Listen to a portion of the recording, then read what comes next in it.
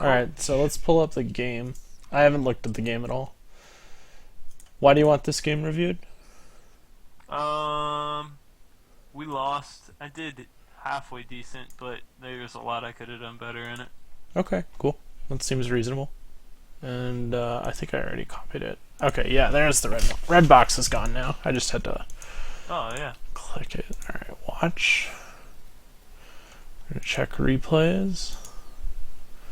And most of the time in these replays, I'm just gonna like focus on your play rather than like the play of your teammates, because you can't really control your teammates. Who gives a shit about them? To some extent, right? But we'll see. You've been playing a lot of Wraith King though recently, so you're probably a really good Wraith King player. Do you care if I upload this to my YouTube, by the way? No, not at all. Alright. Well, we'll watch it. And just ask me questions as we go. But otherwise, I'm just gonna, like, do my spiel. And I'll probably ask you some questions at some points, too.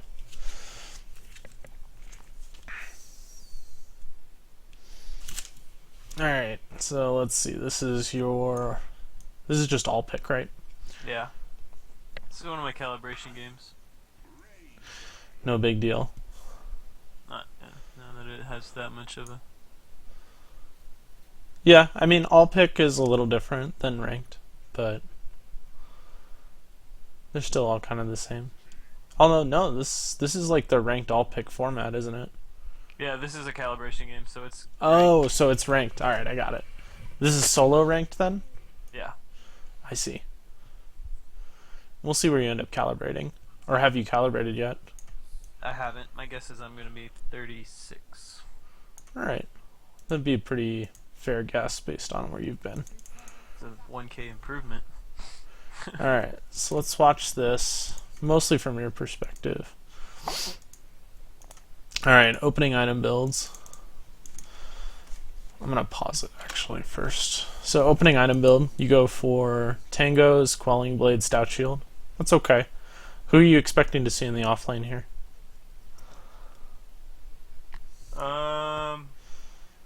It's probably. I was expecting Necrophos, maybe Razor. Okay. Do you think you have enough regen to play against a Necrophos? Nah. Do you think you have the right items to play against a Razor? Definitely not a Razor. So, of the two possibilities that you're going up against in the offlane, like, you don't feel like you have the right items, right? Like, when you're sitting in base, it's really important to decide, like, who you're going against. Like, if I was expecting Razor, I might just go Boots first to dodge his Link. And then, like, or, like, Tangos and a Salve and then immediately buy Boots from the secret shop. That might be one build. And if you're going against Necro, he's probably going to level his passive, which means you're going to need tons and tons of regen. So just something to think about anytime you're buying items back in your base. Right, like I know you've played a lot of Wraith King games, and this is kind of the build you go on standard, Yeah. but part of the fun of Dota is you got to adjust to each individual game. What can you tell me about the lineups? Like who has better early game, who has better lanes, who has better late game? How do you win the game? We pretty much lose every lane essentially from the get-go. Okay. The CM, PL's gonna wreck just about anybody. Medusa doesn't have that strong of a counter to TA. Okay. Yeah. So they have strong lanes. Mid-game, but I mean, still iffy if the Razor and Necro get any kind of farm. Yeah, it can be tough if that happens. Basically, So we're praying for a late game and that the PL doesn't get fat. Medusa's like okay versus PL in the late game, so in that sense you could probably handle a fat PL. Just maybe not. It's tricky because it's like it all boils down to how well Medusa uses her ultimate, but PL definitely counters you. But yeah, I think your lane can go really well. The mid lane can kind of be a wash, and it looks like their safe lane's gonna go pretty well. That's probably how I'd predict the game to go. You also have a jungler Ursa, so you can like snowball off of the Roshans and the Aegis. So I think that's what your win condition would be in my eyes, is try to win the mid game, take a bunch of towers with Aegis, and then win with like a 15k gold advantage. because you've got the jungle Ursa, and like you being an aggressive hero, Slardar being an aggressive hero, and Ursa being aggressive in the like the early mid game could win it for you. And so like I would itemize to reflect that, right? Like in some games you're the hardest carry as Wraith King, and you can go Midas, Radiance, ridiculous late game carry items and win on the back of that. But this game may not be one of those games. So your opening lane, you've got Necro and Razor. This is like a nightmare farming lane. But you walk up, you get one last hit, you take 2 right clicks of damage for it. So something I want to see you doing here at this point is that like this Necro is going to be a pain in your butt and you're not going to get any farm here. Yeah. What you're going to want to do is essentially you're going to want to walk up sort of to like right here where my mouse is. It's about 500 range within these creeps. And you're going to start attack clicking this guy and then just immediately backing off with the goal of splitting the wave. Because these creeps will aggro to you, they'll pull to you, and then they'll de-aggro after 2 seconds. And all you're trying to do is you're trying to get these creeps to go hit the Razor if he right clicks you, and these creeps to kind of run towards you. And it's like a safe way of farming against an aggressive lane. Like, if you watch like a lot of the pros, especially offlaners do it all the time. They use those aggro mechanics to get farm when they wouldn't normally. But it's all about learning to control that equilibrium. Like, what your support did was actually really nice for you. He pulled the wave. Like, that's what you want to do, especially in the safe lane, and then you just farm under tower, because they can't chase you under the tower. But like in better games, this Razor is going to be contesting you for those last hits under the tower because he's not going to be scared. Maybe you have 2 stuns, so maybe it's a little scary. You only get 1 out of the 3 there. So when you're in a high pressure lane like this, it's really important that you get your farm under the tower. Right? You get 2 out of the 4 here. And some of it is like anticipating what's going to happen and making sure your hero's in position to make it happen. Right? So at this point, the wave comes in, and this creep's going to die first, and it's probably going to die in like a second and a half, which means in a second and a half you want to be in melee range ready to attack that creep. And you do. That one works out. This one, you end up walking too far away, even though like this is all PvE right now. Right? There's nothing influencing it. This Rubik's not influencing it, the offlaner's not, and it's just a free missed CS. Especially on a hero like Wraith King. And then here, you probably couldn't get both, to be perfectly honest, just because of the way it like split. But just something to think about. Like every CS matters at this stage of the game. By the way, chime in whenever you want. But like here, this is a safe place for you to walk up to right here. Right click the Razor, pull your creep wave closer to you. And then you can be farming creeps here while he's farming creeps here, and he won't harass you. Do you understand what I mean by pulling the creep aggro? You still there? Yeah. Yeah, sorry, I was muted. Holy shit. No worries. It's 500 range for the creep aggro, right? Yeah, it's 500 range. Oh no, the red box came back. What do I do?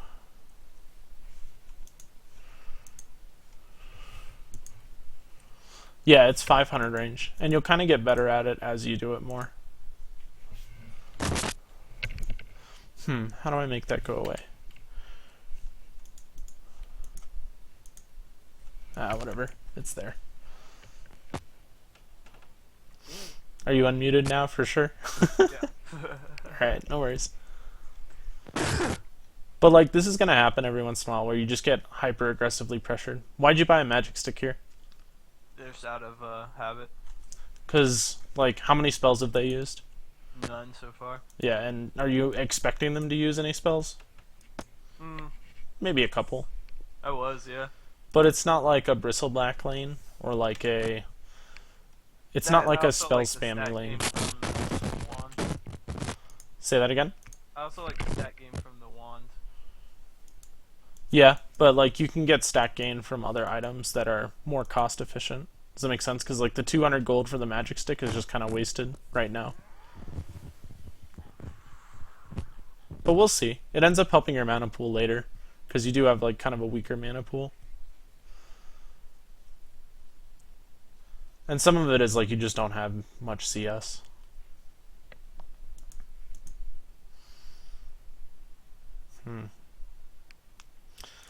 Well, this went away once, but whatever.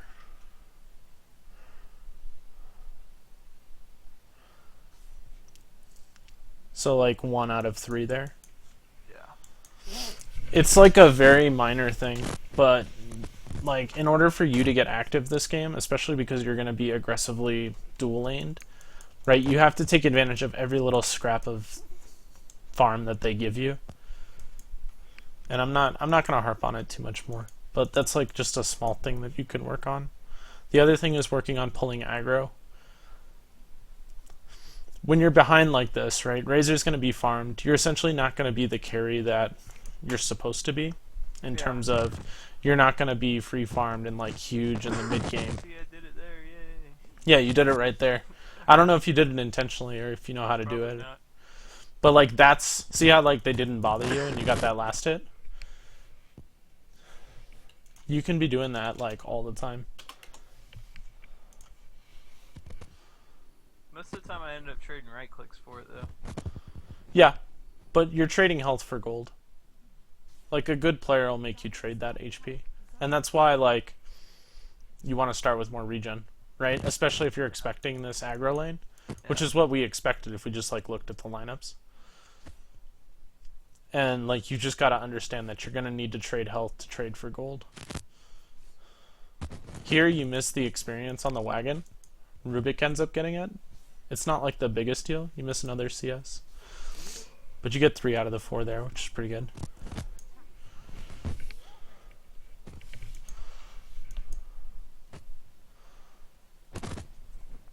But like items you want to get when you're behind like this are boots, 1, because it helps you do that aggro pulling quicker. And you tend to take less damage if you have boots kind of thing, because you can like sneak in when to pull the aggro. Ursa gets a nice early Roche. And, you know, magic stick if they're applying pressure, or just regen. Like at this point, you're pretty low HP, and you just don't have any regen, and like you're going for the Midas build, which is kind of your standard play, right? Yeah. But it doesn't necessarily fit this game. Like your hero is actually really strong. Like if we're gonna look at your hero in comparison to like Razor, so like Razor's got phase boots, but you actually hit about as hard as he does. Yeah. I guess it's like a 17 damage difference. And then Necro doesn't hit that hard compared to you. Like if you were able, like if this gold was boots, maybe a stick's okay, and then you just actually had these items delivered to you, then maybe you could fight them with Rubik if they like dove you under the tower. But as it is right now, like I don't think you can do much to them. And some of it's just item choices for the early game. That was a good stun.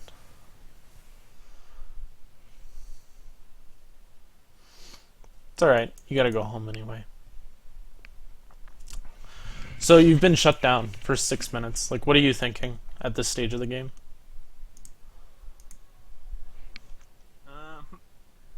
Probably to rush Midas so I can catch back up. Since I don't have the jungle to go to because Ursa's been there most of the time. That's what you'd usually do, right? Normally Go to the jungle. I revert to the jungle at this point, yeah, and give Rubik the lane. And I think that's the safe play. And I think I've seen you do that a couple of the games that I've watched you, where you just kind of like go to the jungle because it's a little bit easier. Mm-hmm. People don't bother you there. You buy tangos here. That's good. That'll help you sustain a little bit. But yeah, it's about getting items that kind of get you going in this game. And like technically, or I guess Ursa went back and has been farming, so you could be making use of these 2 camps right here. The like pole camp, obviously, and then the big camp here. The big camp's a little dangerous, but They had been contesting just the pole camp so hard I didn't want to risk it. that's fair. Like, I hated this lane. Yeah, this lane is not easy. This you show a little bit slow reactions. Right? Like your first inclination is to back. Like right here, he's going to commit for this Rubik. And what you have to understand is that usually most of the heroes, they only commit for one hero or the other. And this Rubik dying is your fault. Because if you walk up and just stun him, Rubik lives. As opposed to turn away immediately. Turn away and run. Right? Like you think he's going for you, but he's actually going for Rubik. And it's just a bad understanding of, like, heroes. Stun him late and he only needs one right click. Yeah, and then, like, you even could have gotten a kill, right? Like, in this situation. After the stun, and he was in tower range. Right, like, this is a kill. And all it is you're feeling pressured by the lane, and you misjudged when you were supposed to be aggressive and when you were supposed to be defensive. I let the lane dictate the play as opposed to the situation dictating the play. Right? Because Razor went phase boots, so he's actually not that tanky.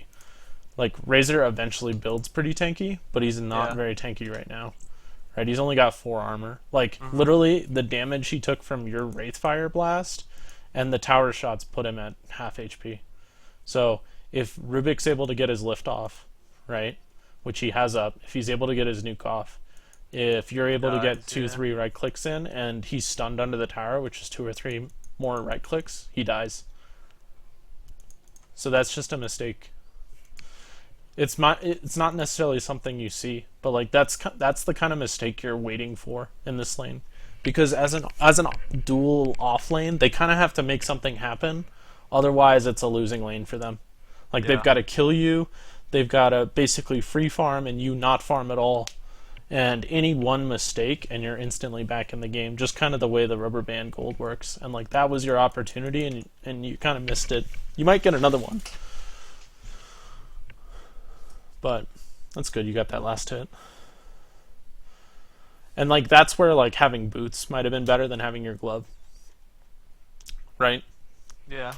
You kind of build to fight when you're behind, if that makes sense. And when you're ahead, you build to farm. That makes sense.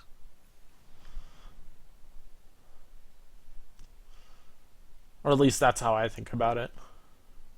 Because if you have better fighting items, so to speak, then you can sort of make a comeback by punishing them for a kill.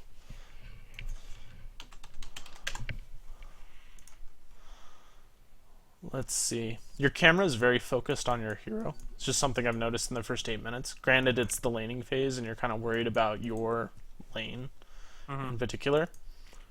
And we'll see if this changes. But like, you haven't looked around the map at all. Like, I don't think your camera has like left this section of the map. Probably not. Probably won't. Just something to think about as a player for you to work on is like in the downtime. So like even right now, instead of like doing this kind of like nervous pacing, this is all just wasted movement, right? And if you're playing against a Potom, like Potom's sitting in the trees doing her calculations, she's like, well, he's running around in a circle like this, so if I throw the arrow right here, right now, he gets arrowed. Right? Yeah. Like this is a situation where you can just pause and like hold your character and like look at the mid lane. Right? See what the mid laner has. It takes a second. Look at this PL. See what farm he is. Like, if he's going straight diffusal, maybe that changes the way you itemize versus going Vlad's. That kind of thing. But this is this is kind of like a relic from old games. Oh, you decide to get aggressive here. This is really good. This is how you come back from these lanes. I'll finish my thought and then I'll talk about that gank, because that gank was really good. But a lot of people, like, because Dota comes from the Warcraft 3 engine, people always used to talk about APM as like this huge factor. Like, you always have to be clicking and you know, as fast as possible. And like, if you don't have 500 APM, you're a bad player. Like, my average APM in my games is like 200 at 5 point whatever 2K I'm at right now. Like, you want to make your clicks meaningful. And running around in a circle like this is not meaningful, right? Mm-hmm. You can just press hold on your character, and you can click and meaningfully update yourself onto what the items the TA has, what items the PL has, that kind of thing. That's all. But this is like, the reason why I think this gank is really good is that you've played the lane defensively and you haven't died, which is like a big kudos to you. You don't have much farm, but if you look at like the difference in net worth, your net worth is actually like pretty close to this Razor relative to what just happened. I mean, you're about 1.2k behind. But this gank is like a 400 gold swap between you. He goes from 37 to 35, and you go from 21 to 23. And if you do that twice, then, or 2 or 3 times, then you're kind of back even with him, and his early aggression didn't matter that much. It's sort of like, have you ever played against like a Lich duo offlane? Yeah. They basically come to your lane and say, we own your lane for the first like 15 minutes, and you're like, fine, you picked Lich, you're an asshole, I get it. And then you just kill him at 10 minutes or 8 minutes with some rotation from your mid, from your jungle, from your safe lane, and like everything that they did doesn't matter anymore. Here you can just TP. I wonder if you're gonna die. I think I do. So you save Rubik. You have your ultimate though, so that's actually good. I think he's dead. Yeah, well played. I didn't realize you had your ultimate there.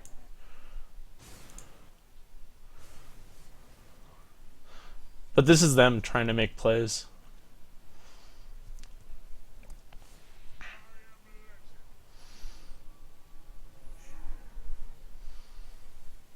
You get fogged by the trees there, just like a minor thing. But this is good. Like, this is how you win, right? Yeah. But like, do you see how like much it hurts to have this Glove of Haste right now in your inventory? Like, if these were boots instead, how much easier these kills would be for you? Like, how much more damage you would be doing? Because like, you barely get into range for this stun.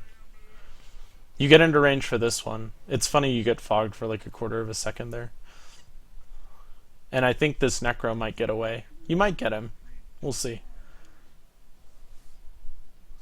He gets really greedy diving for that guy. The slow component of the stun might save you. Yeah, you do get him. This is like a minor thing. I didn't move and click. Yeah, but you want to be moving and clicking. So here, hit him. Yeah. You like, your attack has a cooldown, so instead of sitting there doing nothing, move and hit him. Because what you can do is, if you're actually good enough at it, you can actually body block him and attack him for an infinite amount of time. That's really hard to do against a really good player, but it's just something to think about. And like, you end up barely getting into range for that last auto attack. Yeah. On a like guaranteed kill. Like, there's 2 ways that kill's guaranteed. One, you go boots instead of this gloves, and the other is that you just move and attack. And like, if he had used a magic stick, I don't know if he has one. He doesn't have one. But if he'd had a magic stick, he would have lived. And maybe you played around that. Maybe you looked at his inventory and you knew he didn't have a magic stick. But judging by your movements, I don't know that that's true, that you knew that. Nah. But ultimately, like here, we'll pause the game, and then we'll kind of do like a recap of how the game's going thus far. Like, look at your net worth relative to this Razor. You've basically watched him farm for 10 minutes, and then you killed him twice, and you're even in net worth. Like, in my opinion, this is a pretty well-played lane by you, and that you didn't die early. You kind of let them have their fun, and then when Ursa came, you killed him. And then when he dove, you killed him. And you just messed up once when they dove. You let him kill your the Rubik. But like, this, I would say, is a sort of a, you've won your safe lane against the aggressive dual lane, because you are a harder carry than Razor. And you kind of hope that because they put 2 people on you, that your off lane did a little bit better than they were supposed to. And that's Dota. It doesn't always happen that way. But now you're kind of like in recovery. So I'm going to take the net worth down. and we'll pull up the scoreboard. Do you have the scoreboard key bound to anything? No. You should, because The levels, yeah. the levels is the big reason to use it, right? Like that gank that you killed Razor diving under the tower, and I said you could just TP away. It's because Necro was 5, and they have no stuns, and like you could know that just by pulling up the scoreboard. I have it bound to the like tilde next to the 1. That's just me, and then 1 is my hero. Talk. Yeah, it's fine. Everyone has different keybinds. Some people still use legacy keys, those freaks. And legacy keys. They were so hard. I can't believe people like them. But just something to think about is to bind it to something. So like at this stage of the game, right, the Razor is free farmed your lane, but he's 1 and 2. He's kind of fed back his advantage. And I think in your bracket, you can look for people to feed back their advantage a lot of the time, especially on a late game hero. CM's 1-0, PL's 1-0, TA's 0-1. So you're losing your off lane. You're kind of like splitting your safe lane, and it looks like your mid lane is winning because their mid died, although it could be pretty even still. Your Slardar's died twice. Ursa's probably the most farmed hero in the game. So it kind of looks okay, honestly. There's no hero that like you're particularly worried about right now, maybe PL. And I think you're in a good position to actually do well. So, we'll see. Do you have any questions for me up to this point? Mm-mm. Okay. If you do, just ask. One thing I'm going to talk about with your camera movement, there's a couple of ways to move the camera. You can do the side scrolling, which I think is what you mostly do. Have you ever watched S4's stream?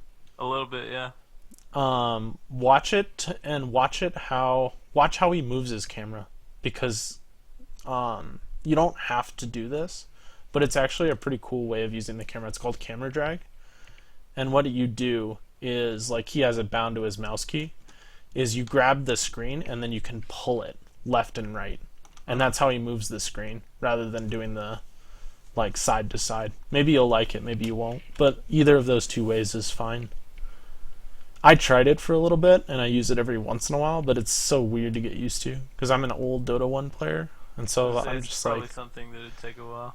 Yeah, it's probably something that would take a while, but it's better in a lot of ways because you keep your mouse more towards the center of the screen, so you become more accurate with your clicks. That's the trade-off. I see. Just something to look at. Just watch his stream for like 5 seconds and you're like, how the frick does he move his camera? And then look up camera drag. That's a suggestion you don't have to take. It's just something to think about. It's one I didn't take. I like tried but failed. Hello. In a little bit. That was good. You looked bottom. See what was up. But mostly you've just been in your lane. And like some of that's because of the Ursa. Although the Ursa is wrapping around to gank now. It's a good preemptive stun by you. That's really good. Here I'd sell your tangos and get boots.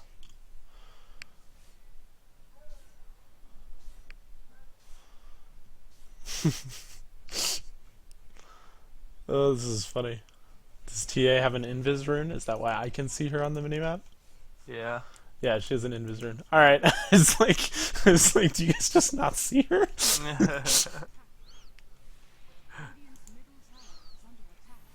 So TA waits for kind of an opening to kill your Rubik.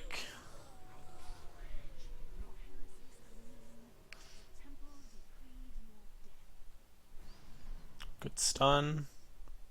Midas value? No. Alright, let's rewatch this.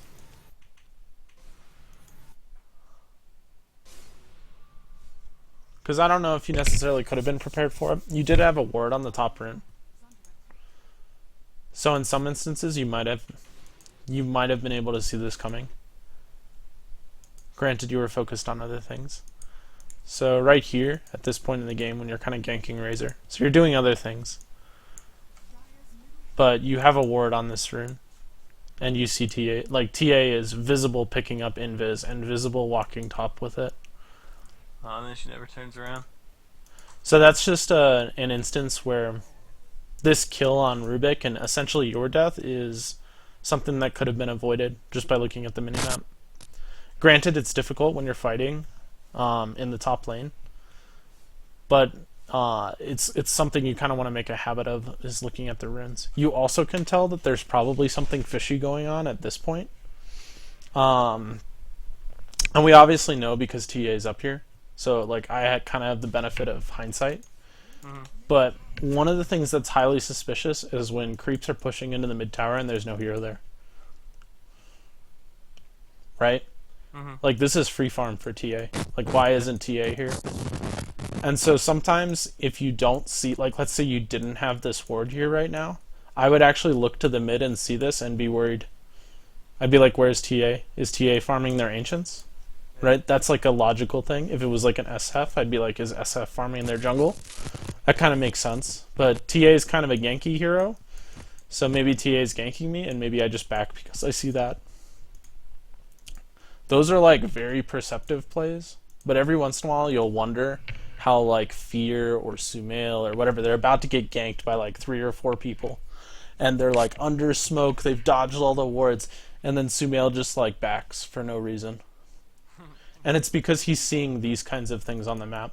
Yeah. They're small little details, but they're the difference between being, you know, like, I think seeing someone walk under a ward, that's definitely a skill, but being able to tell that someone's missing from their lane and likely ganking just from creeps pushing into the tower is like an upper level advanced skill. Yeah. I just want you to know that it's there. Because that's the first step. If you know that you can do it, then... And then here, you're kind of in a situation where his Rubik is dead, right? Yeah. Necro you might be able to kill, and maybe that's worth it. You can't see anything else on the map, but this CM shows up. So, like, at this point, you're kind of committed to getting this kill, but Rubik's not dead yet. So you can either choose to retreat now, or you can try to snag this kill and see if you can get away. But, like, how would you go about doing that? If I'm gonna try and save Rubik, I'd probably stun TA. I don't think you save this guy. I think he's dead. I'm So just, then I like... stun and run. Like, you could stun and run. But, like, the easiest way you're going to get out of this gank most of the time is if their stuns are on cooldown. And what ends up happening here is CM walks up and bites this guy, and Necro is dead. So you can just TP away right here. Yeah. Like, there's no stuns on cooldown for you. And instead, you try to run away from guys with slows. Granted, you may have died just from the burst damage of CM's ult, but that was your way out. Was to throw your stun on the Necro and then just TP. You might have died to Razor, but it was like your only chance kind of thing. Mm-hmm. That just comes down to like taking advantage of spells being on cooldown. Overall, I feel like you've played this lane pretty decently, to be honest. Considering how much pressure you're under, and you have a pretty decent amount of farm. All things considered. But hopefully I've pointed out enough mistakes that you can see them. Here you kind of check out what Ursa's doing, I guess, and then you look mid. Maybe went AFK for a second. I don't blame you. Being dead's boring. Alright, let's see. So you go back top. Intention is to jungle, it looks like. You block your own camp. Yeah. Do you know what the spawn boxes are? The little rocks, right? They can be. There's also a really great game mode. It's called, here, I'm gonna look up the actual mode before I, like, butcher it. It's a custom game, and it's actually really great. It's called Neutral Camp Spawn Boxes. I'll type it in here. Yeah. Neutral Camp Spawn Boxes. You should just go look at it sometime. Spend like 30 minutes or an hour just looking at all the spawn boxes. But this spawn box of this camp is essentially like here to here to here. It's like this tree. And then up to this tree. It's like that's this spawn box. And so like here, you want to go check and look. This ward actually blocks the camp, so you wouldn't actually have been able to stack or to see it spawn anyway. But something to be aware of is like your movements relative to spawn boxes around times that those runes spawn. Yeah.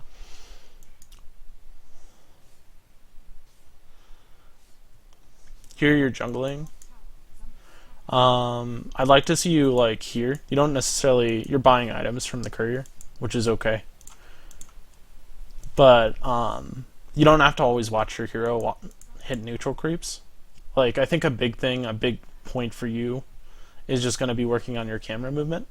Mm-hmm. Is in those times where you don't necessarily need to be watching, like taking advantage of those. Here's a fight.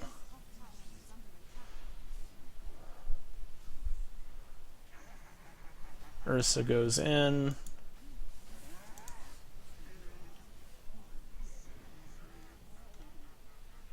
Necro has his ulti up, so you can't TP away.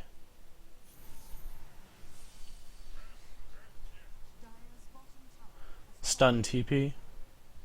You're just gonna run? Yeah, I should have just TP'd. You end up getting away, so it doesn't end up mattering. But you can always stun TP out of there. It's like the weakness of their lineup. They have two disables, and one is CM and one is Necro ulti. So, like, you couldn't have done it until Necro ulted you, but Necro made the mistake of ulting you on your first life. Yeah. So you lived there, but against a better player, you wouldn't have. Like, they would have stacked their slows. They would have used their slows in a better way. It's just something to think about. Like, a TP is used for a variety of reasons, and most of the reasons to use it on a carry is to TP back to lane or to TP away from ganks. Or allow yourself to split push so you're, like, TPing back to base to help your team defend, like, a tier 2 or something. Or, like, counter-ganking TPs. Like, every role kind of uses it a little differently. The counter-ganking TPs is more like a support-type TP role, but you could definitely do it on a hero like Wraith King. So here you go, Blade Mail. What are you thinking with the Blade Mail? Like, why Blade Mail? Who is Blade Mail good against this game? CM ulti. It is good against CM ulti. Give you that. Necro ulti. Right? What else? Razor. It's okay against Razor. Yeah, I'd say it's pretty good against his ulti. I mean, kinda against TA, I guess. Yeah. PL a little bit. I'd say it's bad against TA and it's bad against PL. And I know it's your kind of like standard build. But maybe in this game, like, think about what your lineup wants to do, right? You've got Ursa, who you know has a blink, because he's been in your lane blinking and doing things. Slardar, who likely wants to build a blink. And you've got a Dusa, kind of like wants to sit in the back lines and do damage. And I feel like if you can just go with your Ursa, like, you two can just, like bang brother the team, right? Where you two just, like, you blink in, you stun, Ursa blinks in and smacks them 5 times, they're dead. Right? And there's nothing they can do if you work together with this Ursa. And so I think, like, at this point, Blink would be the item I'd be looking at. Other items, you could go, like, Drums, that's okay. You could go, like, Sanjin Yasha is okay. Blade Mail's okay. Like, all the options look okay to me, but Blink's kind of the one that synergizes with your team. Yeah. And this is, like, I mean, you've played this. Here you stack your stuns. And Rubik ends up getting killed because of it, when I think you could have killed him. You might die too. So, Rubik TP's in. I don't know what he's telling you at this point, or like what the coordination is. But because you stacked your stuns, he has like nothing to be afraid of now. You're linked, so you actually can't kill him anymore. And we'll see what you end up doing. He's taking a lot of tower damage. But again, this is something you can just TP away from.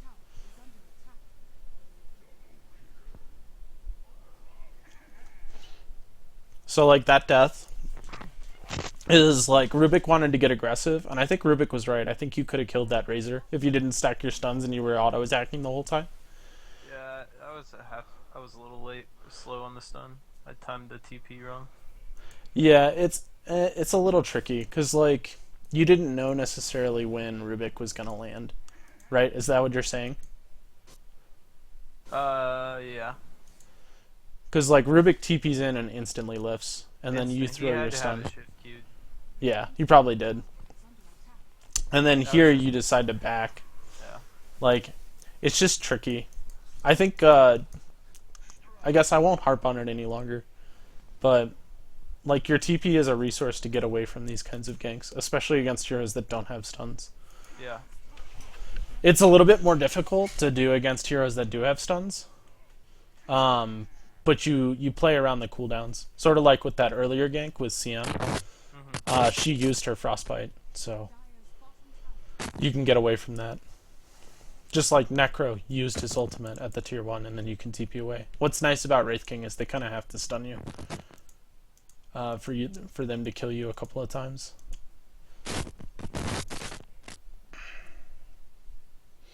Blade Mail.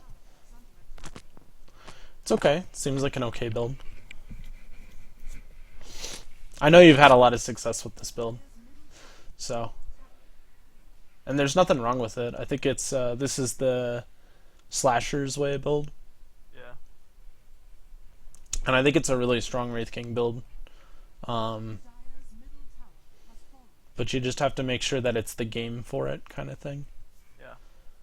And I'm fine if you go Blink, Blade Mail, Radiance. Like, that's all fine with me. I just think the Blink is really crucial at this stage of the game for you. Especially because I think this is the time of the game where you have to dominate. Otherwise, I think you guys will have trouble in the late game. But we'll see. So here you go farm mid. You have 4 cores on your team. And this is something that I work on a lot of my games. Is I watch my own heroes on my own team. And I try to go to different places on the map to farm so that we don't overlap our farming patterns. So it's like... it's maximizing gold for the team.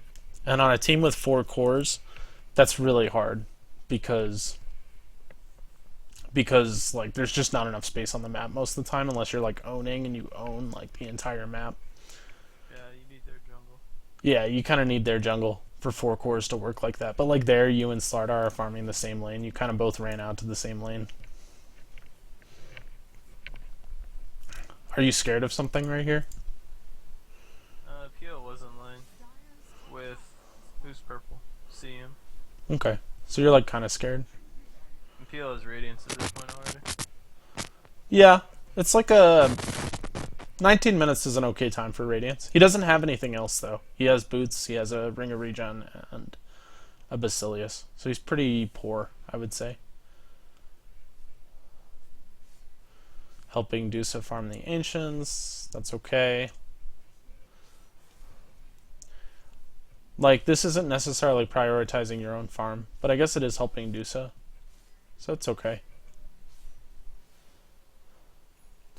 I think it's kind of lucky for you that PL went Radiance. Radiance PL is not very good, and Diffusal, like, counters the crap out of you. 2 ships in the night walk by each other. I do that still every once in a while, where I just like randomly walk by a hero and just don't react to them. Because sometimes I'm looking elsewhere and whatnot. So I won't fault you too much for that. That's just funny. I think you could have killed that CM if you reacted and stunned her.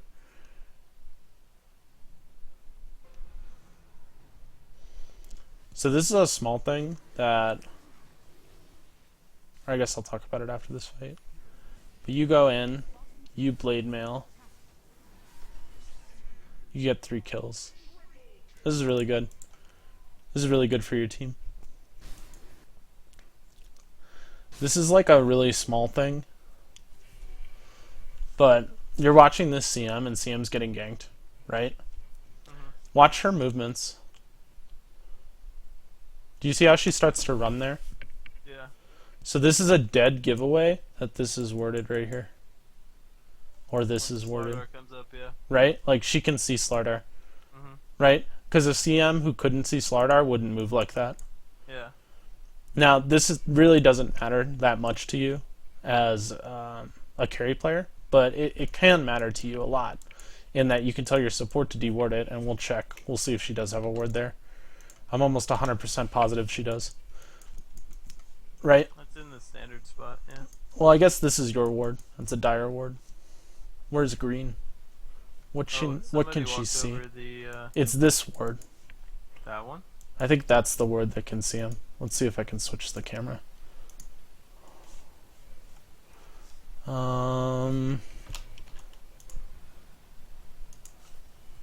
Yeah, it's that ward that sees you. Because let's see, what does she see? Yeah, it's that one. So, like, there's a ward in the area. I was wrong about the location. But that's like a real small thing that... I never would have found that one, though. I never would have found that one either. But I would have known that that area was warded, kind of thing. Fog both teams. Alright. So here you come in. We'll talk, like, one of the big things about Wraith King is, like, target selection. And that's just true of any carry as well. And I think you do a pretty good job of it here. But we never would have found that word. But it's just a... You can tell certain things about the map based on unusual movements that you see from heroes. Makes sense. Like, it's the same thing as, like, there's 3 creeps hitting the mid tower, where is TA? Right? Yeah. Why did CM just decide to randomly run to the left there?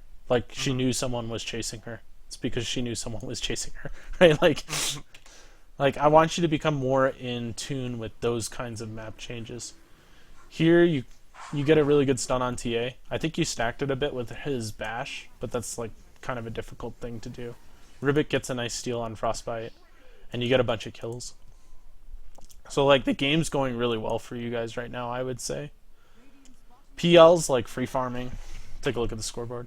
PL's free farming, but he kind of went a dumb item build, and I think you can punish him for that. Like, I think you guys are in full control of this game. Ursa's played really well. And this is one of those stages of the game where sometimes to win Dota games, you just have to not throw and kind of like let the players on your team who are doing well carry you, if that makes sense.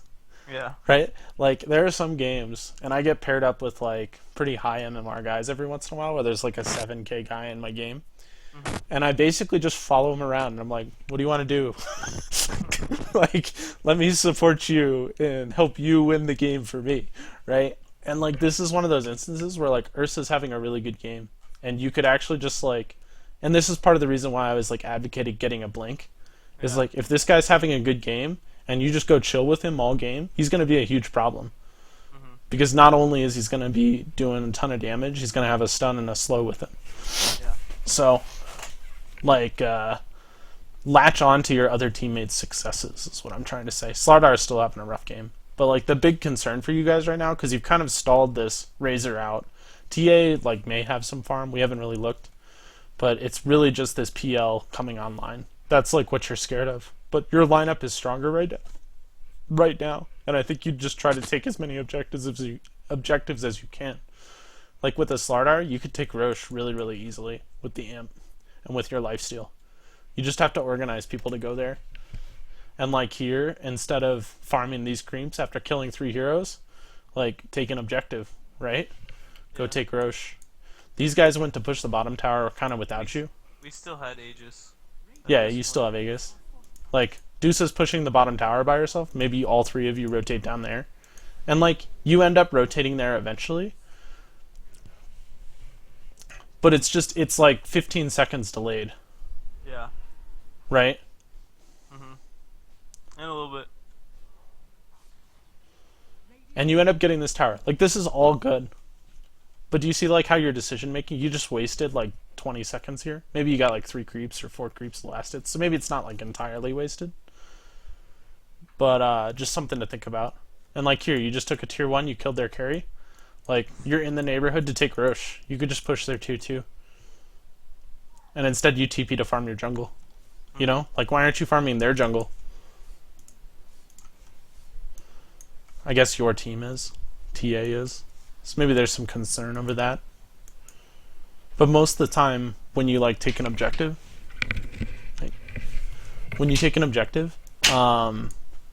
you not only want to take the objective, but you kind of want to farm your way out. And the reason is you're taking farm from them while still farming yourself. Yeah. It may not have been safe because your whole team bailed on you, and that's kind of something you'll get as you play more. Like maybe that situation, but it's just something to think about. I think I definitely would have taken Roche after that tier 1. I mean, I probably would have done it after the kills mid, but your team decided to go for the tier 1 bottom, and that's fine too. I guess Ursa, never mind. Ursa had the Aegis, right? Mm-hmm. So I'm full of shit. Yeah, it just expired right after we took tier 1. Yeah, so I'm full of shit. Never mind At then. some point here in a minute, he says, "Oh, I don't have Aegis anymore." Yeah, never mind then. So the tier 1 was the objective, so I'm just a liar. So here you ping bottom. Kind of a blind TP for Razor. You want Ursa to go. That is super fishy, dude. He gets away. It's a good thought, though. Everyone was mid. You just don't have the items to do that. Right, like that's a fine play style to try and gank that Razor right there. If I have the blink. If you have Blink. Or if you have Shadowblade, right? Like Shadowblade Wraith King, have you ever built that? It's actually pretty fun. He's got a pretty crummy mana pool, so it's kind of hard on your mana pool that way. And when I do it, I go Soul Ring first. Yeah. But it's actually kind of a pretty interesting build on Wraith King. So here you go and farm Ancients. This is fine. I guess you're scared of pushing out further. They're diving the tier 1 top.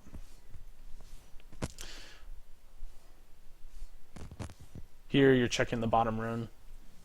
Like I'd be watching this fight top. I guess you're watching it now. Just a little delayed.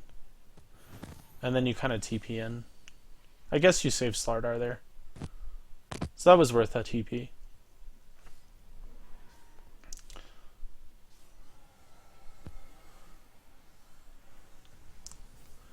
You kind of gave up chasing when you didn't necessarily need to. I'm fine with all your plays here. These are all fine plays. Like I probably would have done the same.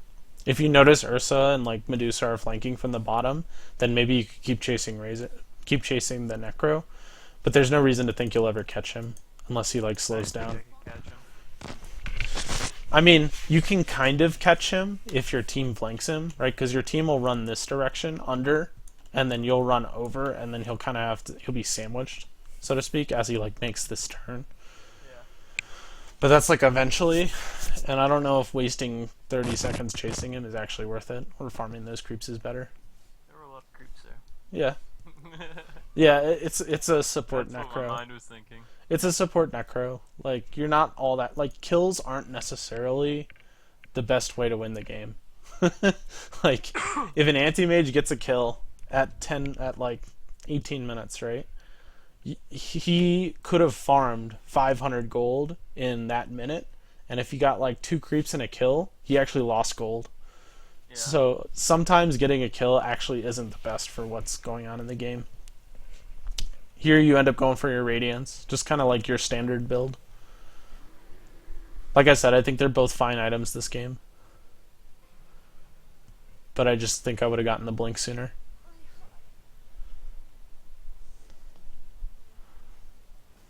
I also think like AC would be a really good item for your team. That's my new favorite item on Wraith King. Yeah, it's just when to buy it, right? And I think this is a good example of when it's a good item in this game. Just because they have CM multi. That's like their biggest source of magic damage. I guess in death, like Necrolite pulses. Mm-hmm. But AC is really good versus TA, and it's really good versus Razor. And it's actually pretty good versus PL. Although PL went Radiance. So maybe it's not like the best that game, but it has good synergy with what's Slardar building right now? Vlad's. I thought Somebody might be going ACs. Somebody else may be going AC. It's just a good offensive item for you guys. But like a lot of what's happening in this game. Shadow Fiend. Yeah, it's good against Shadow Fiend. It's good against a lot of heroes, honestly. But like a lot of this game, like you're 3-2 and 6. But a lot of kills have just kind of happened without you. Because you just can't get there in time. So here you get a DD. Your team kind of backed, so I guess it's okay for you to back here. Wanted to push so bad.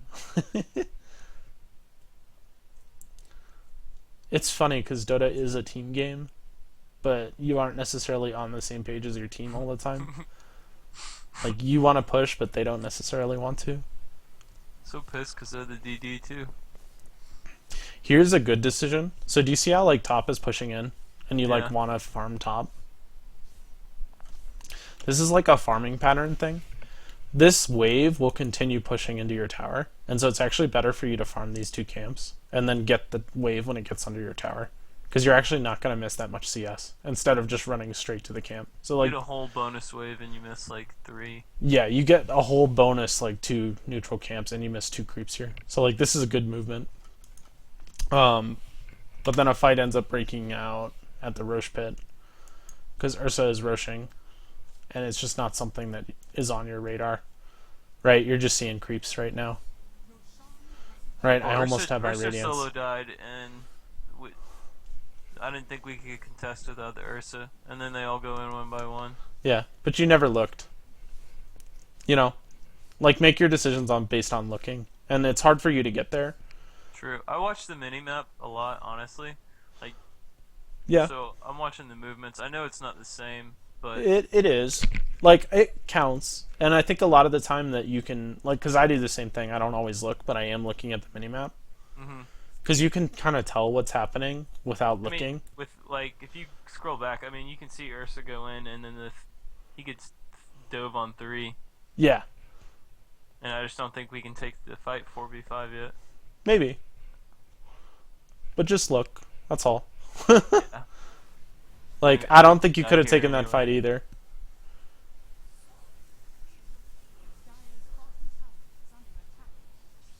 Why are you running? I guess, yeah. This is like you're just taking a fight and they have more heroes than you do, kind of thing. I go bye-bye.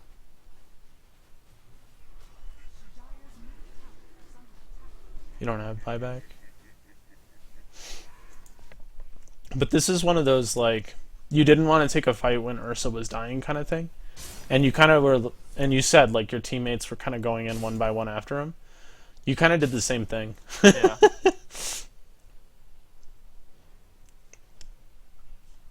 And that's not the end of the world. I mean, you're kind of surprised here. But, like, they were all showing mid beforehand. So I guess there's no reason for you not to think that they're going to push. Like, here as a carry player is where you have to anticipate how you think the next 30 seconds will go. And it's not at this point, but it's at,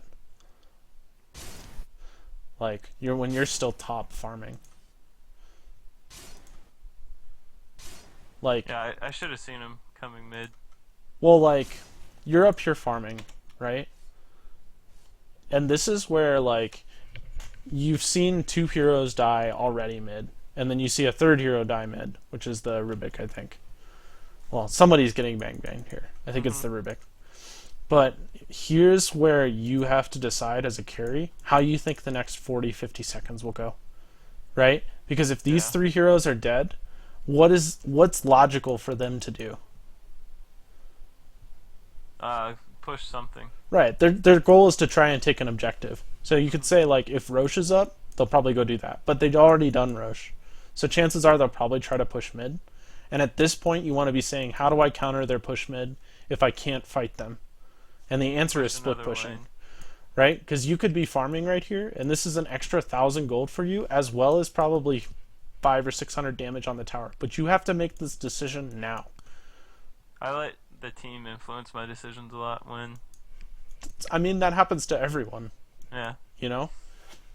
But what I'm trying to sort of get you to realize is how you need to be anticipating what the game is going to look like in 30 seconds and make your decisions like 30, 40, 50 seconds in advance of when they're happening, right? Because what you end up doing is you end up wasting a bunch of time here. You waste like 30 seconds running back to mid because you want to fight. And maybe that's okay that you want to fight in 30 seconds because both these guys respawn, but that's what TPs are for. You know? Yeah. And if you can turn the free objective that they were going to get off of those 3 kills into a trade, then you've sort of equalized the fact that you've lost 3 heroes and it doesn't end up mattering. But that's the last I'll say about that. We don't have to watch this team fight again. I also didn't think that the other 2 heroes were there. Yeah. Because only 2 were showing, only 2 stayed in the mid, hung back. Which I should have expected it, but... It's to play really high-level Dota, you've got to start making assumptions. And the assumptions are that people are competent, right? You treat your opponents like they're competent, unless you know otherwise. Or they've shown you examples otherwise why they're not competent, kind of thing. Yeah. And a competent team will try to take objectives after getting kills. And so you just play to that. And you say, all right, fine, I'm just going to go split push this lane. And then if you get ganked by a TA, you're like, well, I have no idea why that just happened. But I TP'd away because she didn't come with a CM, so what's up, right? Those kinds of things. You've got to start... Because honestly, 3.5k and I'd say 4k is there aren't any mechanical skills for you left to work on. That you already you can work on mechanical skills to get better, but I think most of them you kind of know at that point, and then it's all decision making, and the way you make better decisions is 1 by looking around the map and having more information, and then 2 by just having more experience, and it's all just assumptions, guesses, those kinds of things, and it becomes intuition after a while, where you develop this internal clock of how you feel like a game's gonna go. Yeah. But this is just a bad decision, and it may not look like much, but you're the most farmed hero on the map. Every time you die, it matters a lot because you feed away a lot of gold to their team. And you could see how you were at such a huge advantage that we talked about it 20 minutes, completely flipped around by all of those kind of little bad decisions, and you only made 1 of them, right? But your team made 5 or 6 consecutively, and you can stop the bleeding is what I'm saying, rather than add to it.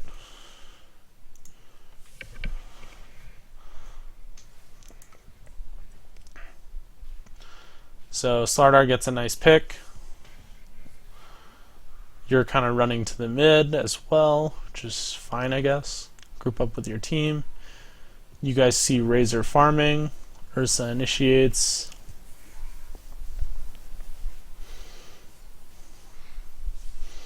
You get a nice kill. That's good.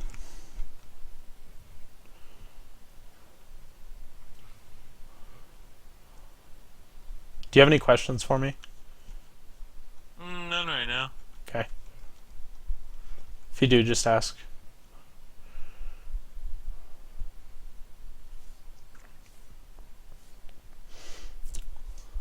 So we'll kind of take a look at the state of the game. So state of the game, this PL's not really concerned with anything but farming. So he's probably massive. Right?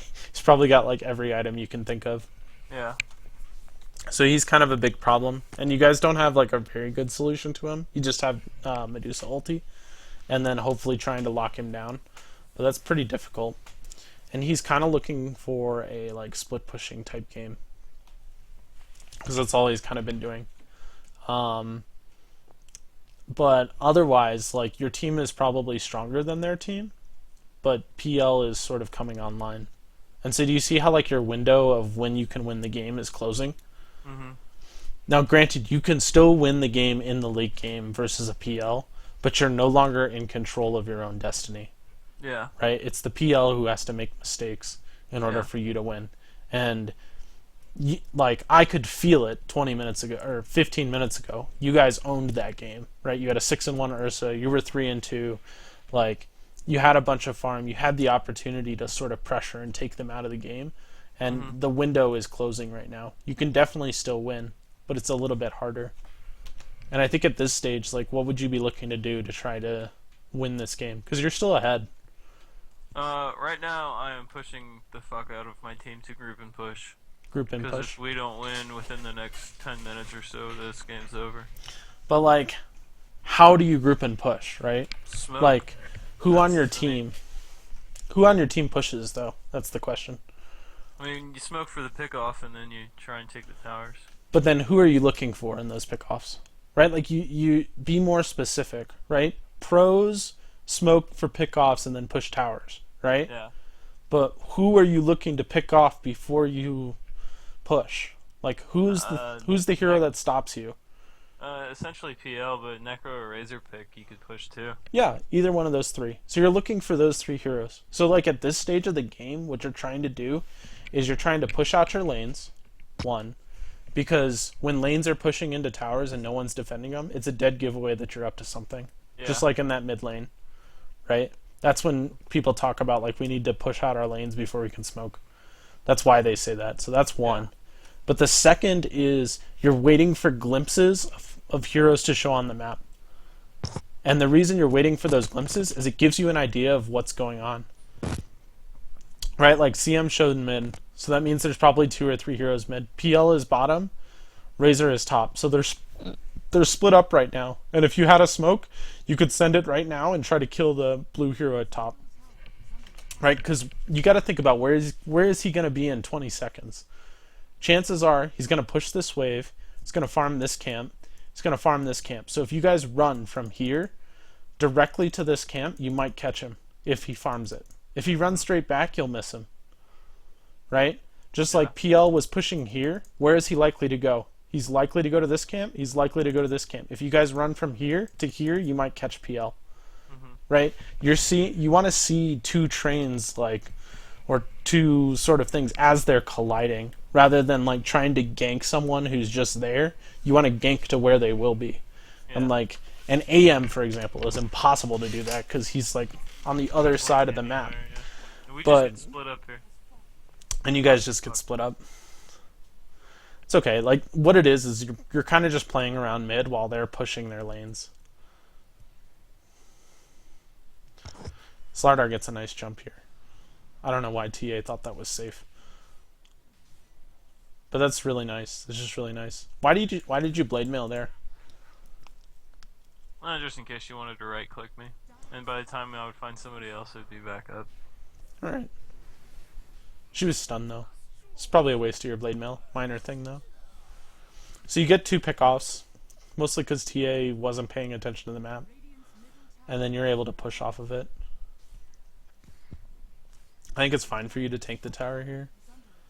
So, that's fine. But you see like what's happening? Like you're taking an objective and they're trading objectives. Yeah.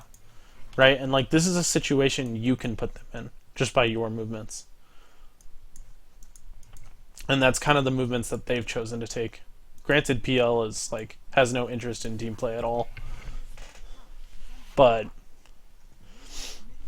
10 minutes ago you could have done that to them. So here they glyph. You guys have your glyph. Somebody used it. Do you use the glyph a lot? No, I let other people do it. Alright. Most of the time. Or it's fine. I mean, it's just something that most of the time I'm paying attention to it. I just somebody else does it. Yeah. It's okay. I don't press glyphs very often either. I only do it every once in a while. I've just noticed when I play with my like 2.5k friend, it's like if I don't press the glyph, no one does. Yeah. So here you go, Boots of Travel. What were you thinking with Boots of Travel?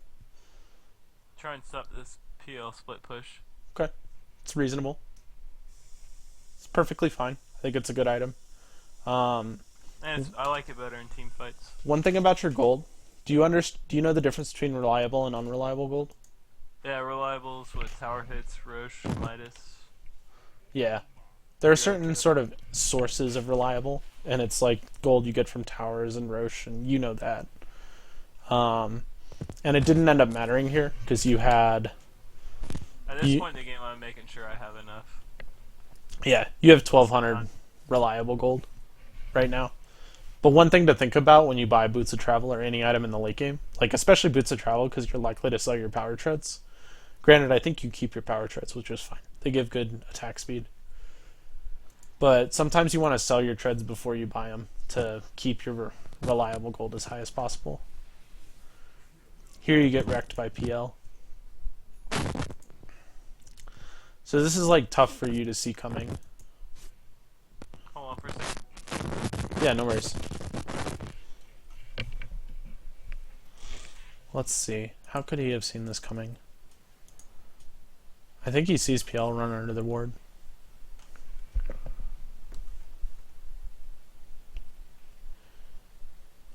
Reliable, unreliable.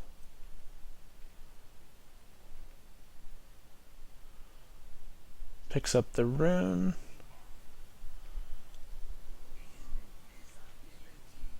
Okay, I'm back. Alright, no worries. So you actually see PL coming to gank you here under this ward. Do you see them moving like this? Yeah. So like some of your death here is just kind of a mistake by you. He has a defusal, which obviously counters you. But you also could have magic stick there. May have saved you. One thing you can do, like as a late game Wraith King versus a PL, is you can actually buy a soul ring. Yeah. I've thought about it. It's a little weird, but it basically gives you that second life guaranteed. Yeah, time it right before you die. Yeah, you just time it right before you're gonna die. It's also kind of nice for the regen because you always have mana, so you can kind of spam. But that's like one late game item you might consider that's maybe better than your stick. Maybe you sell your treads, you know, keep your stick and have your soul ring. But you could have had a chance of living in that case. But he's now built the counter item for you. So like you have to be a little bit more careful. And like in terms of items, like in order for you to fight, you probably need like a BKB. Otherwise you're just going to get kited. I don't know why he didn't attack there. But who knows?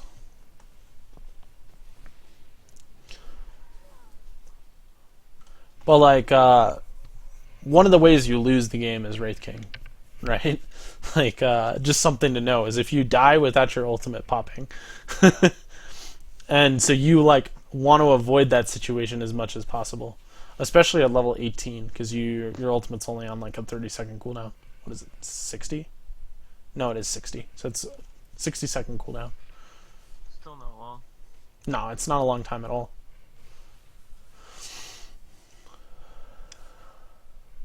It's like a minor thing. But you haven't died very many times, which is good. But you haven't been very active either. Like you only have 14 kills of participation out of 27. When I think it could have been a lot higher. You guys are still in control of the game though, being 1 racks up. It's just that PL is really scary now.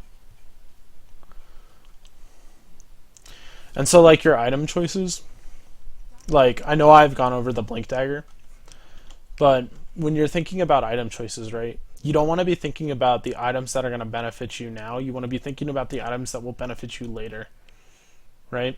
Yeah. And I know this is like the standard build that you go, but if you know that you're playing versus a PL and PL's getting a lot of farm, then maybe you go Maelstrom at minute 10. Yeah. Right?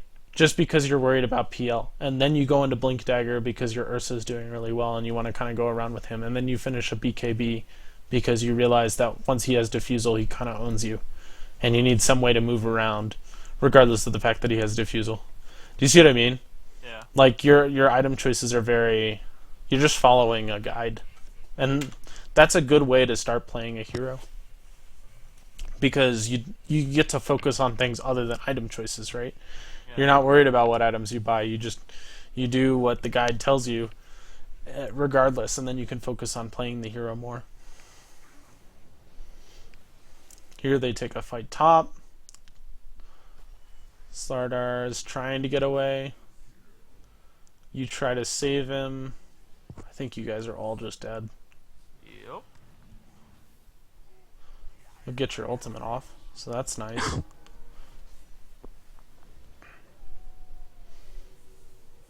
Yeah, you're all just dead. So you tried to save Slardar, who tried to save Ursa, and then Dusa tried to save you, and then Dusa dies. You buy back.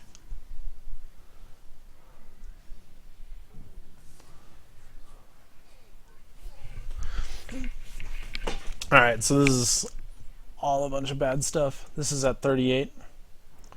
So let's go back. Let's see when the bleeding starts.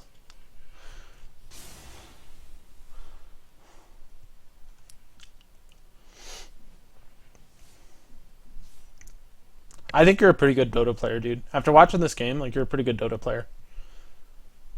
So don't be too hard on yourself. But I think the next step for you is keep working on a couple mechanics, like camera movement is a big one, and then like aggro mechanics, and then seeing the game as it's happening. Yeah. Right? Like at this point, Deuce's ult is on cooldown, right? You've seen that, and that's because you've had good camera movement, I think, for this fight. Ursa is dead. He has been ulted. Right? The state of the game is that you have a lane of racks. You may not have better late game. Their late game's a little bit scarier than yours, I think. But, like, you don't need to be pressuring anything right now. Like, I think at this point, you just say, like, leave Slardar to die. Right? Slardar has buyback, I think.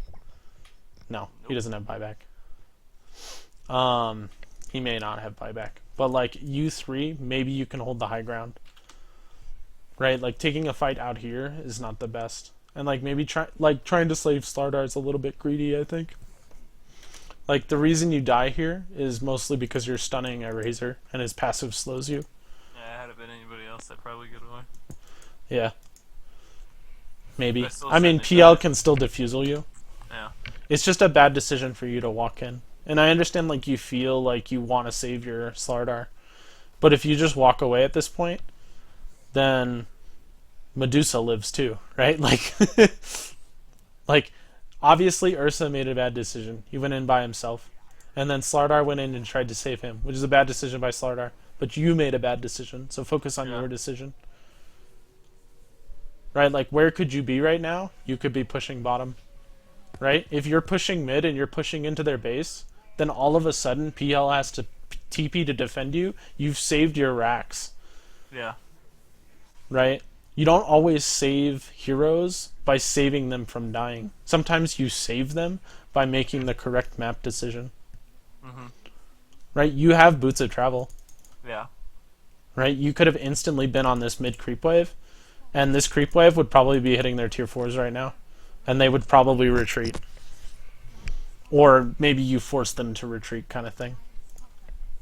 But you lose a lane of racks for it, and you kind of die fighting at 60% strength, 50% strength, because you all kind of just went in on your own. Mm-hmm. And it looks like you're going to lose 2 lanes for it. Your buyback was kind of like a desperation buyback, like, we're losing our racks, I need to do something. But it wasn't necessarily the best decision. Maybe buying back was fine. But, like, you don't want to take a fight that you know is a losing fight unless you're getting something for it. Slardar disconnects. Is this kind of just the end of the game? Like, do you guys just quit at this point? Oh yeah. No, the team was pretty semi-toxic. It's okay. You're gonna run into a lot of toxic players. Yeah. Just hit them. Move on. A lot of people take this game too seriously. But it's also easier to be toxic when you're losing. But you lose your mid lane. Like, you guys were winning up until those decisions, right? Yeah, those last like 6k ahead. 3 fights. And it's like 8k ahead. And sometimes, like, even with toxic players on your team, like, what you have to be telling yourself is you have to be talking to yourself, how do we win this game? And, like, constantly asking yourself that question. Like, I mean, you're a streamer, so you don't tend to talk aloud, like, too often. I think you talk a fair amount. But like, just ask those questions of yourself constantly, like aloud if you can. Like that's one of the ways to get better is to just say like, Force how do we yourself win to this think game? about it more. Yeah. Right? Because being a better Dota player is an active thought process. It's like chess, not checkers. It can be. Like, you can play it either way. You can play it like checkers, you can play it like chess, right? But if you're going to play it like checkers, you better have the mechanics of Sumail. And if you're playing it like chess, well, then maybe you can get away with being like an old man Fear, right? There are a lot of different ways to play this game, and I think the easiest way to play it, from my perspective, or the easiest way to get better, is to start playing it more like chess. Because the mechanics are something that just come from playing and come from playing a long, long time. And you know, in some ways are like God-given, in the sense that, you know, if you're younger you have faster reaction speed, and if you haven't played as much, then you don't have like bad habits ingrown and that kind of thing. But so that's why I focus a lot on like thinking about the game better. Yeah. But that's also like my playstyle as a person. I'm not the fastest clicker you've ever seen, but I tend to make better decisions than people. So, That's game. yeah. Big suggestions from you coming out of the game though are map, like camera movement. Just look at S4s, see what like camera drag is, see if you like it. Yeah. Try it out. You don't have to. The other thing is I really want to see you like itemize more towards your game rather than following your standard builds. Because I think you guys could have just won the early game if you had a blink and you just went around with Ursa and just killed them and won the game. Follow who's doing well. Yeah, and it's not necessarily like you follow them around the map, like. No, I get what you're saying. But it's you're facilitating somebody else who's doing well, kind of thing, and you're picking items that synergize with your team, and like help you to win the game that way. Yeah. Other things I want you to work on is keeping the big picture in mind, like in the end game right there, right? If you like, just keep in mind that you're 1 racks up, and you can just split pressure to defend, right? You wouldn't necessarily have lost your racks in the mid, right? Like if you were split pushing kind of thing. Right. And so like late game decision making, being more aggressive about split pushing and using your TPs to TP yourself back to fights, especially as a carry, rather than just kind of like sitting under your tower doing nothing. Yeah. I think that's like it for the big talking points. And then I hope there were like a bunch of little suggestions in there for you too. Yeah, for sure. But I think that's it. Anything else for me? What hero would you have picked as opposed to Wraith King? I think Wraith King was fine. Like I think you like Wraith King in this game. Yeah, this game. So it's tricky, right? Because you didn't pick first. You didn't pick last. Right, I was like third. Yeah, you were the third pick. Yeah, let's go back to the point and just what hero Like, you picked in that situation for the carry. it's tough, right? Because you don't always know how. The rest of the game's gonna play out exactly. Yeah, like here you have an Ursa and a Slardar, and I think you pick. So you pick third. You picked with the knowledge of. PL Razor. So PL Razor. So that strikes me as like a really weak lockdown lineup. I'd pick like Slark. Because then it forces all 3 of their next 3 picks to be heavy lockdown heroes. Yeah, true. But like Slark's a comfort pick for me. So like put them in a position where they are forced to make picks so they wouldn't. yeah, I mean counter picking is all fine and dandy, but I don't think counter picking matters at like 3.5k. I think you can just outplay people with worse picks. Yeah. To be perfectly honest. Like after looking at their lineup, the best heroes, because they lacked so much lockdown, are just heroes that are hard to lock down. Like Anti-Mage would have been amazing. Yeah. Like TA kind of counters you because she's minus armor. But Anti-Mage is kind of a counter to PL in the late game because he does that like cleave damage. Mhm. And He's just hard to lock down for them. So I think you could have farmed the whole map. The only issue with that is you have 4 carries. So like AM requires space. So in that sense he's bad, and your laning phase was hard, so in that sense he's also bad. Whereas like Wraith King was good there too. Slark's also weak in the laning phase, so maybe you want someone who's stronger in the laning phase to contest the Razor. Like, even a safe lane Queen would have been good. Yeah. Because like safe lane Queen is pretty aggressive, and maybe you don't care that they're playing aggressively on you, and you just kill them. Yeah. Like, there's lots of different ways to win this game, and I don't think that the pick mattered. Right? You just have to play to your pick's strengths. Right? If you're a Queen, you just bully these two out of lane, and you just don't care. If you're a Slark, then you just farm and you win the game that way. If you're a Wraith King, then you channel your stuns with an Ursa ganking from the jungle and you win that way. Yeah. Right? Like, it all depends.